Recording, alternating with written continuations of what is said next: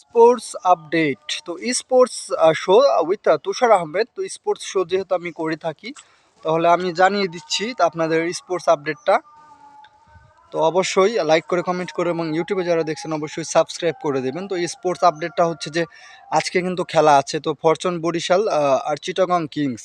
তো লাস্ট ডেতে কিন্তু চিটাগাংয়ের কিংয়ের কাছে, মানে চিটাগাং টিমের কাছে কিন্তু ফরচুন বরিশাল হেরেছে। তো আজকে দেখা যাক তারা কি করে।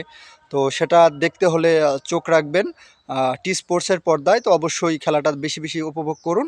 তো আমার পোস্টমর্টেম হতে হতে যাচ্ছে, হয়তো আজকে যদি খেলা ভালো খেলে তো হয়তো হয়তো জিততে পারে, চট্টগ্রামও জিততে পারে, তারপর আপনার ফরচুন বরিশাল তারাও জিততে পারে। 50-50 এটা ম্যাচটা ডিফেন্স করছে যে কারা বেশি ভালো খেলছে, তো তাদের উপরে হয়তো ম্যাচটা যাবে। তো আমি আশা করছি যে আজকে ফরচুন বরিশালই জিতবে। তো আমার চাওয়া এটাই। অবশ্যই বেশি বেশি টিকিট দেখুন। তো এই ছিল sports analysis with Tushar Ahmed.